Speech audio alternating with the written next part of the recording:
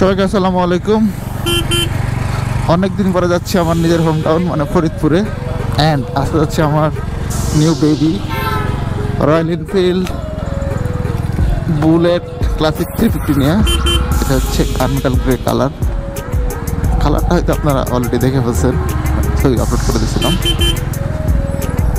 আজকের ভিডিওটা একটু ইন্টারেস্টিং হবে বিকজ এই বাইক রাইড করে হচ্ছে আজকে প্রথম যাওয়া হচ্ছে বাড়িতে, অ্যান্ড একদমই নিউ বাইক। গতকালকে ডেলিভারি পাইছি। আরও মজার ব্যাপার হচ্ছে এটার নাম্বার প্লেট নাই, এখন নাম্বার হয়ই নেই। তো সকাল সকাল ভোরে ওঠার প্ল্যান ছিল যে 7টার মধ্যে রওনা দিব। আমি একটু ঘুম পাগলা, সকালবেলা আসলে ওঠাটা আমাদের জন্য ছোট, বাট আলহামদুলিল্লাহ 7:30টায় উঠে পড়ছিলাম। এখন 8টার কাছাকাছি বা 8টা এখনও বাজে নাই। টার্গেট হচ্ছে 8:30টার মধ্যে ঢাকা শহরের এই জ্যামজাট পার হওয়া, মানে সার্জেন্ট ভাইরা আসার আগে। হ্যাঁ, যে দেখা যাচ্ছে একটা ধরে বললো যে নাম্বার হয় না, এখন কেন ট্যুরে যাচ্ছেন বা বের হচ্ছেন, বিভিন্ন ইস্যু থাকতে পারে। দেখা যাক কী অবস্থা হয়, নাকি আজকে কট খাওয়া যায়। কট তো এই বাসওয়ালার আমাকে দিচ্ছে, মানে সাইড না দিয়ে আর কি। আল্লাহ ভরসা। তো আল্লাহ আল্লাহ বলতে রওনা দিচ্ছি। আগে এই জায়গাটা পার হইতে হবে। Okay, sorry for the horn, because আমার বের হওয়া দরকার ছিল, আমাকে সাইড দিচ্ছিল না।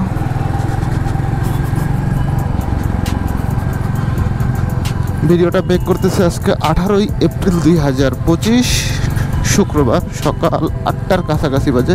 এই হচ্ছে শোরুম যেখান থেকে গতকাল বাইকটা ডেলিভারি পেয়েছি। বলতে না বলতেই আমার জাত ভাই আর একজন চলে আসছে। বাম্পারটা সুন্দর, আমি একটা বাম্পার নিব, বাট প্রবলেম হচ্ছে গতকালকে আমি শোরুমে কথা বললাম, তো ওদের কাছে বাম্পার অ্যাভেলেবেল নাই।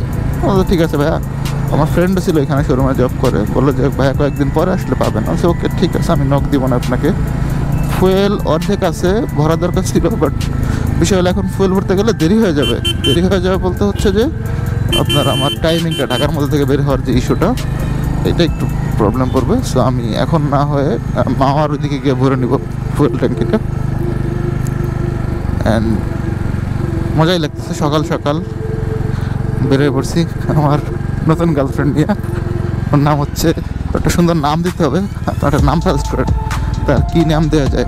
লাইক আমার টিয়া পাখির নাম হচ্ছে বেবি, আমার ভবিষ্যৎ গার্লফ্রেন্ডের নাম হচ্ছে বাবু। সো এই দুজনের সাথে মিল রেখে একটা নাম দেন, যেন আমার ভবিষ্যৎ বাবু বা আমার টিয়া বেবি কেউ মাইন্ড না করে। হ্যাঁ, এটা আপনার কাছে আমার রিকোয়েস্ট থাকবে, নামকরণ করবেন।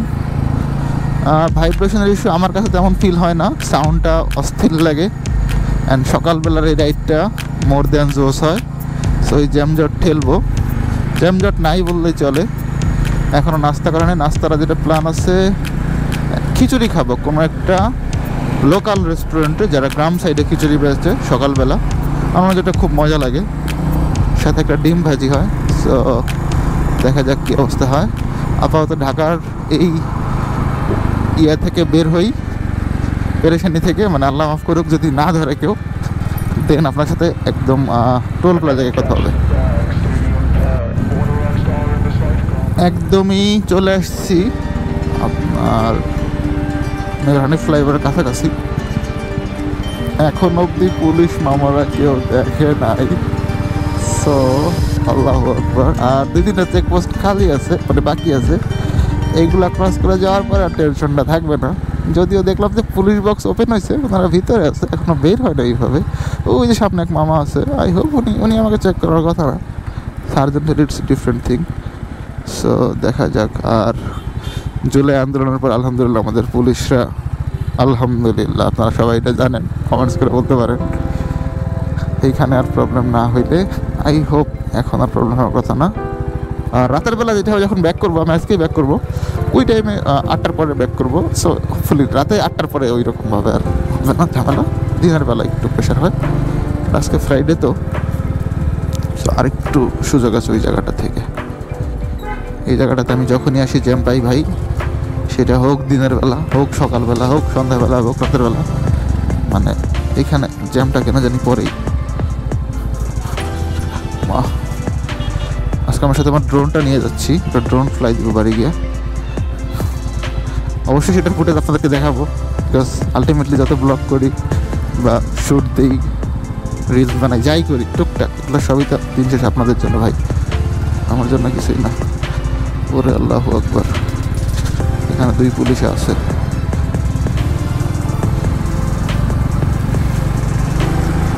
তো ভয়ে ছিলাম। ফ্লাইওভার ক্রস করি।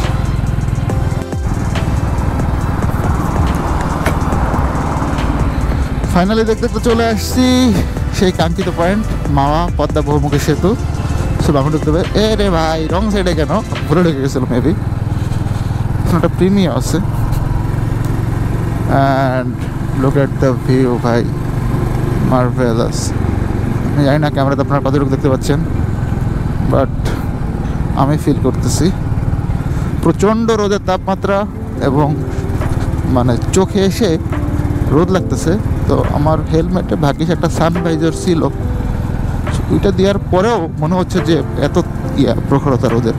তাহলে ভাবুন যে যদি ওটা না থাকতো কী পরিমাণ প্রখরতা শো করতো। ফার্স্ট টাইম আজকে সে টোল দিবে আমার বেবি। তো চলো বেবি, তোমাকে নিয়ে ফার্স্ট টোল দেই। উদ্বোধন করতেছে হচ্ছে যাত্রাবাড়ি ফ্লাইওভার দিয়ে মাওয়া পয়েন্টে।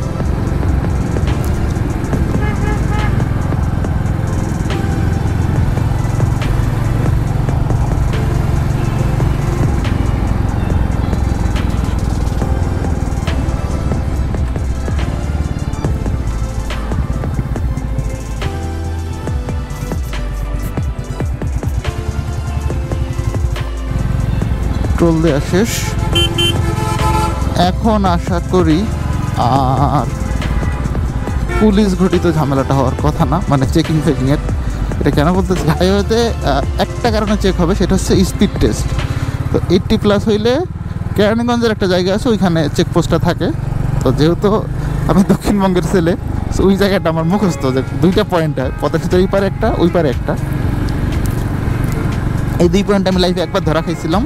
ওই দিন কান ধরছি যে এই জায়গাতে এসে স্পিড গেইন করবো না। ধরা বলতে টাকা পয়সা লাগে নাই, মামলাও হয় নাই, বুঝাই বলার পরে ছেড়ে দিছিল। বাট বিষয়টা মানে এম্বারাসিং না, যে হঠাৎ করে ধরবে, কথা বলবে, 5 মিনিট দাঁড়া করে রাখবে। সো এটার দরকার নাই ভাই। আর গতিসীমা মেনে চলাটাই ভালো। আপনি ধরেন 10 মিনিট পরে বাসায় যান, বাট সেফলি যান। কিন্তু ওই যে প্রবাদটা আছে যে কখনো না পৌঁছানোর থেকে দেরিতে পৌঁছানো ভালো।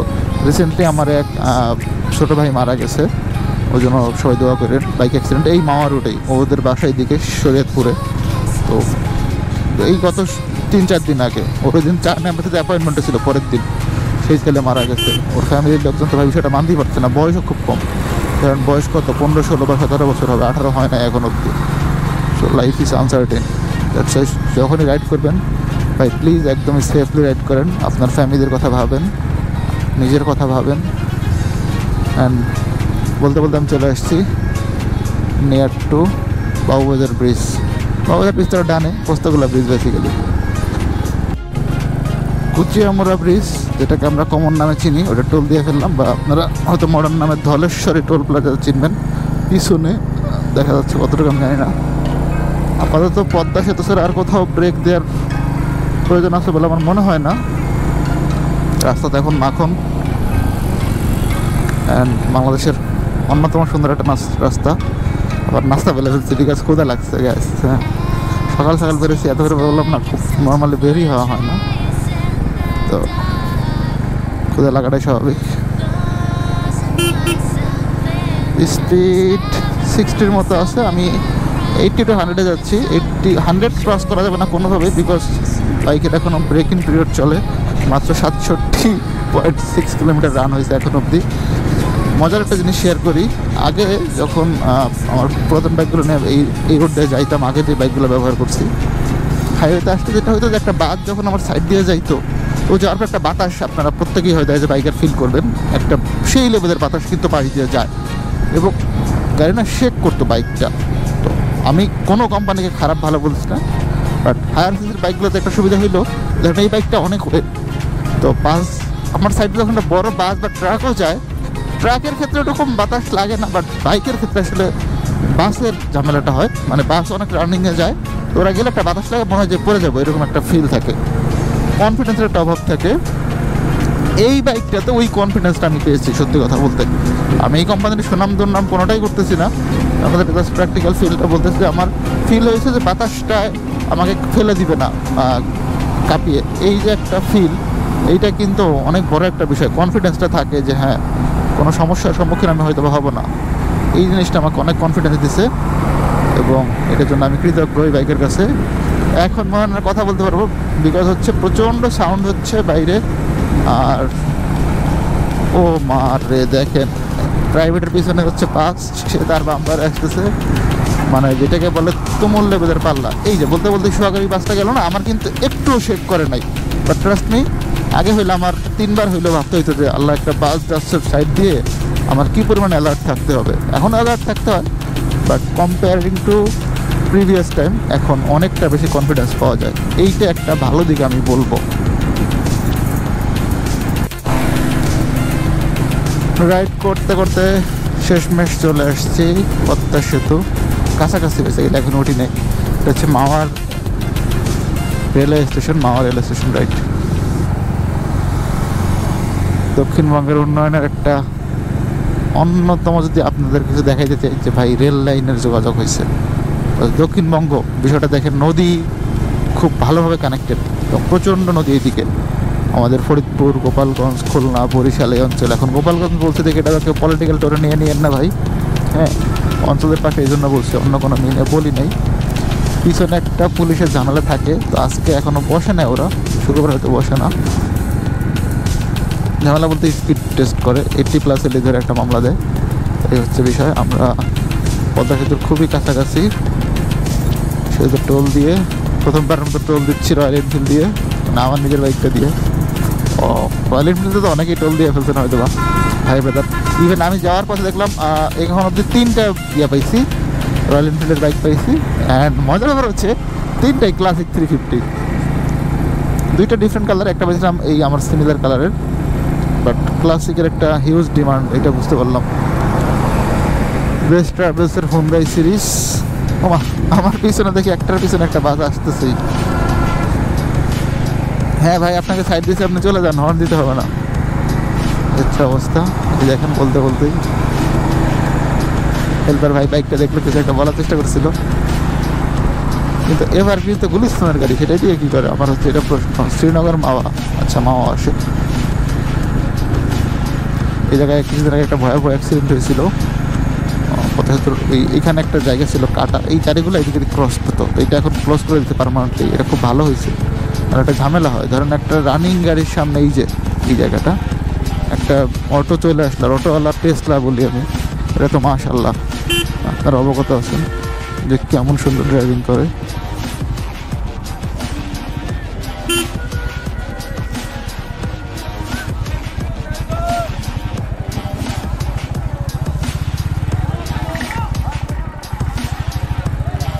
এটা হচ্ছে পদ্মা সেতু উত্তর থানা, আর আমাদের এই পাশে আছে দক্ষিণ থানা, যেটা দক্ষিণবঙ্গ বলতেছিলাম। And hair is our lane, that means motorcycle lane divide করা আছে ঝামেলা এড়াতে।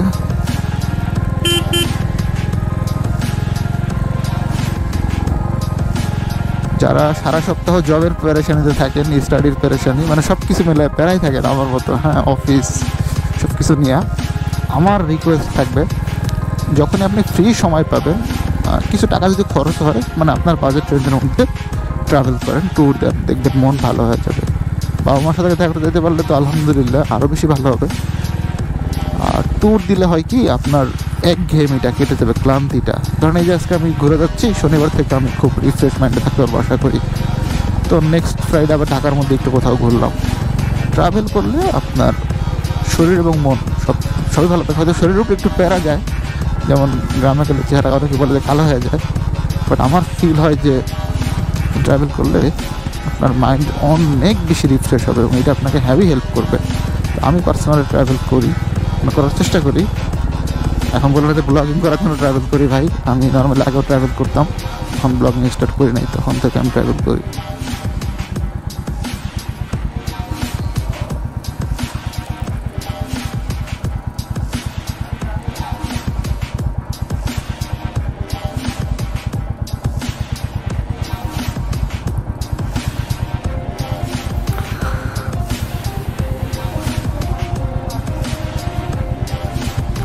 টোল দিয়ে ফেললাম, 100 টাকা পিডিটি অনলি।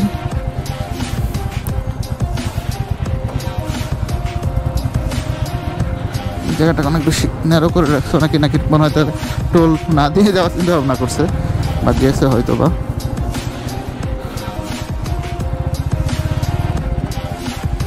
ওকে, টোল দিয়ে ডান। আপনাদের নিয়ে যাচ্ছি স্বপ্নের পদ্মা সেতু। স্বপ্ন এই জন্যই বললাম, আমরা যখন ধরেন আগে যাইতাম, যদি বাইক নিয়ে রওনা দিতাম আর দেখতাম যে ওয়েদার বাজে বাজে বলতে হচ্ছে বৃষ্টি হবে বা মেঘ করছে, ভাই আজকে ফেরি পাবো কি না, এই যে কনফিউশনটা। এরপরে আসলো আপনার ফেরি পাইলে, ফের এই পারে এবং ওই পারে এক্সট্রা আরও 20 টাকা 30 টাকা করে নিত, এটা চাঁদা কাইন্ড অফ। এইটা একটা পেরেখানি ছিল। সব থেকে বড় প্যারা, এত কিছু আপনি মাইনে সহ্য করলেন, 6টার পরে অনেক সময় ফেরি চলে না। এখন আপনি কিভাবে যাবেন বা আসবেন, এবং পাবলিক ট্রান্সপোর্ট যেমন বাস বা প্রাইভেট কার, এইগুলোকে, ব্যক্তিগত গাড়ির কথা যদি বলি, এদেরকে সবার আগে উঠতে দিত। অনেক সময় বাইকওয়ালাদেরকে লাস্টের দিকে উঠাইতো। মানে এরা কি একটা বিহেভিয়ার করতো, ধর আপনারা তো এই রেঞ্জের মধ্যেই পড়েন না, অথচ আমাদের থেকে ভাড়া কম নিতে এরকম কিন্তু না, মোটামুটি অ্যাজ এ বাইক ভালোই টাকা নিত তারা, কিন্তু এই কষ্টগুলো আমরা ফিল করছি। তো এখন যখন এই যে আরামসে যাইতে পারি, বা ধরেন রাতে 3টা বাজে মন চাইছে বাসায় যাব, রওনা দিতে পারতেছি, এই যে সাহসটা, এটা বিকজ অফ পদ্মা সেতু। এখন এইটা অনেকেই বলে এই গভর্নমেন্ট করছে, সেই গভর্নমেন্ট। আমার ব্যক্তিগত একটা ওপিনিয়ন আছে, দেখেন যেই সরকারি আসুক বা যারাই ক্ষমতা ছিল তারাই করুক, দিন শেষে টাকাটা কিন্তু আপনার আমার সকলের পকেট থেকেই যাবে। রাজস্বর টাকা, সরকারের ইনকাম সোর্স, জনগণের ট্যাক্সের টাকা, তাই না? আরও অনেক সোর্স আছে হয়তো বা, আলটিমেটলি সব থেকে বড় শক্তি তো জনগণ, আপনার আমার সকলের টাকা ভাই। আমি ব্যক্তিগতভাবে কোনো রাজনৈতিক দলের সাথে নাই, আমি শুধু এইটুকু বুঝি যে এইটা হওয়াতে আমাদের দক্ষিণবঙ্গের জন্য সুবিধা হয়েছে, এবং এইটা কারো ব্যক্তিগত টাকা দিয়ে করা না, রাষ্ট্রের টাকা দিয়ে করা, এবং রাষ্ট্র হচ্ছে জনগণের টাকায় চলে, এই হচ্ছে বিষয়। মাই গুডনেস, এইটার যেই ফিল লাইক বাতাস, এটা ভাই আপনি না রাইড করলে এখানে এটা ফিল করতে পারবেন না। আমি যতই বলি আরেকটু সকাল আসলে আরও ঠান্ডা বাতাস থাকতো, আরও মজা লাগতো, একটু কম লাগতেছে। বাট আই উইশ যে আর একটু সকাল আসতে পারতাম ঘুম থেকে উঠে। আমার সাথে একটা বাস আছে, ও কেন যেন স্লোলি আসতেছে, আমার স্পিড 60-র মতো আছে, বাট বাসটা স্পিড গেইন করে ট্রাই করতেছে। তো দেখা যাক কী হয়। আমি চাইলেও নাকি ভিড় দিয়ে যাইতে পারি, বাট ওইরকম টেনশন বা ইন্টেন্সিটি কোনোটাই আমার নাই। আমি ভিউ দেখতে দেখতে যাচ্ছি, স্পিড 100-এর মতো যাবো, দেখি কী অবস্থা হয়। আচ্ছা, বাসটাকে টপ দিয়ে চলে যাই।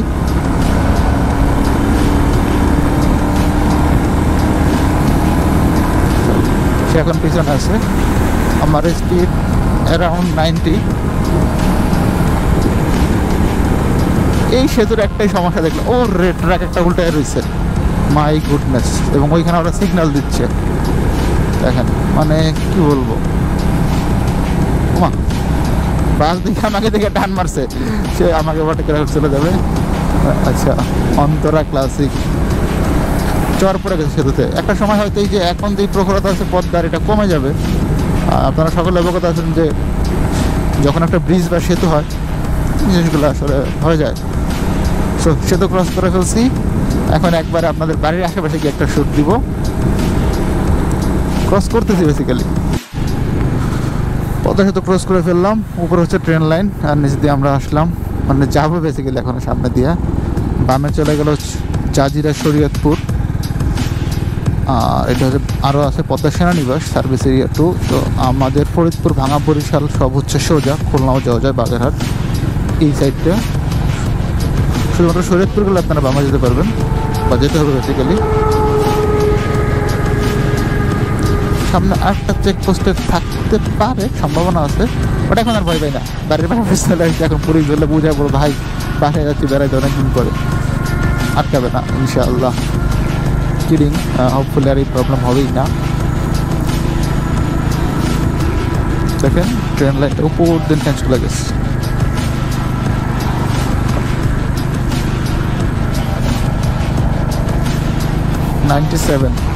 এখন অব্দি 100 কিলোমিটার হয় নাই আমার এই নতুন গার্লফ্রেন্ডের, মানে রাইড করার, উল্টা পাল্টা ভাইবেন না।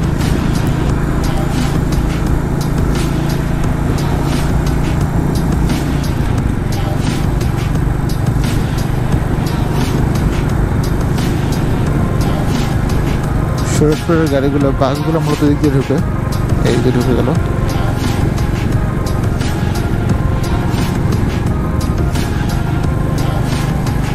বাম পাশে অনেক গাড়ি। এখান থেকে মনে হয় কোনো কাউন্টার আছে সম্ভবত, সেরে যাচ্ছে।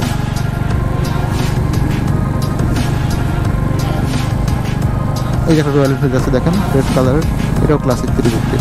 ও এর কথাই বলেছিলাম, এই ভাইকে দেখছিলাম আমার পিছনে। বলতে না বলতে এক বাইক সাডেনলি ঢুকে গেছে।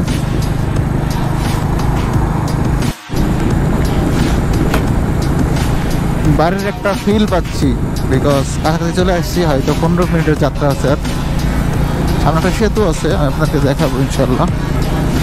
ওইটা আমাদের অঞ্চলের এখন অবধি সব থেকে বড় সেতু।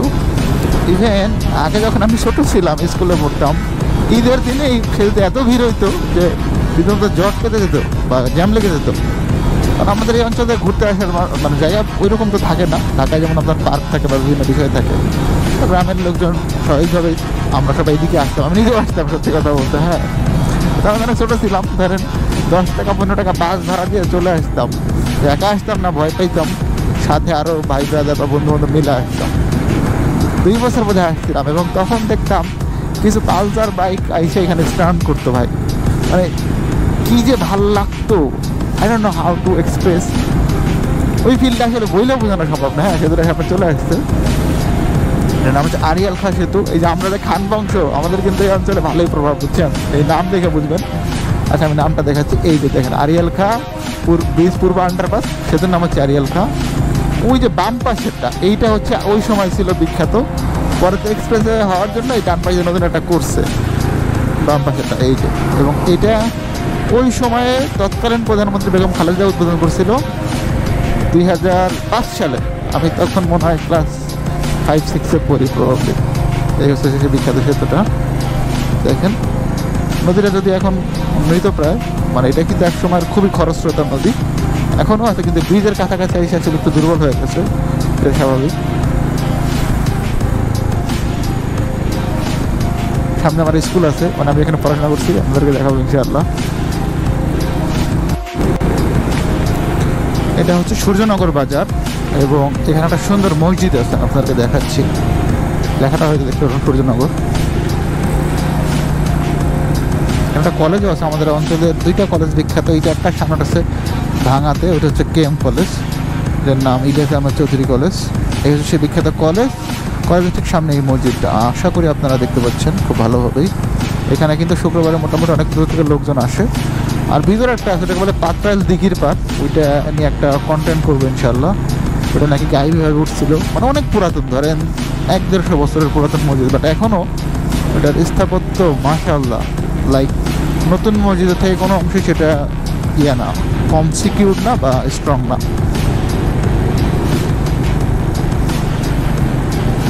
ছোটোবেলায় অনেক ঘুরছে, এখানে রিটের ভাটা ছিল, এখন এটা নাই প্রবাবলি, কেন নাই সেটা জানি না, বাট ছিল।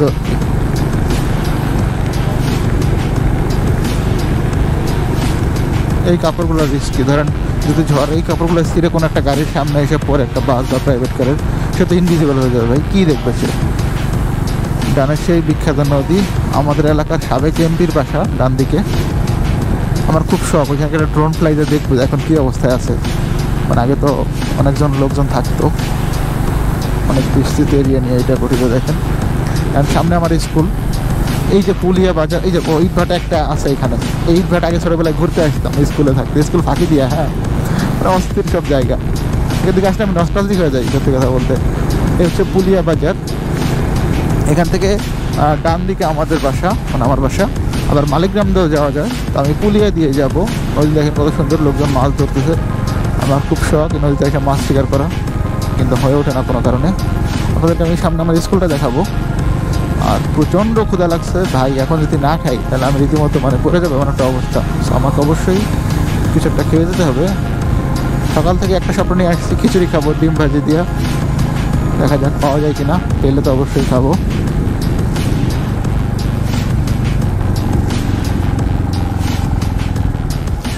সামনে হচ্ছে আমার স্কুল পুলিয়া উচ্চ বিদ্যালয়, 2012 ব্যাচ, আমি এসএসসি।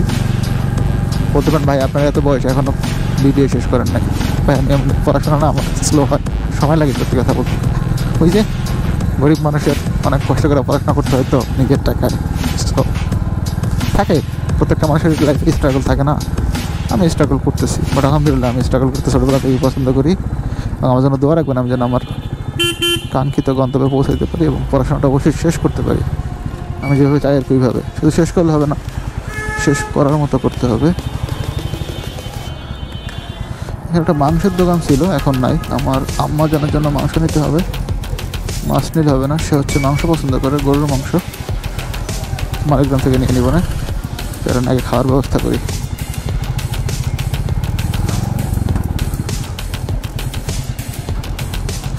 এখানে একটা দোকান আছে, এখানে ঢুকি, খাবার পাওয়া যায় কিনা।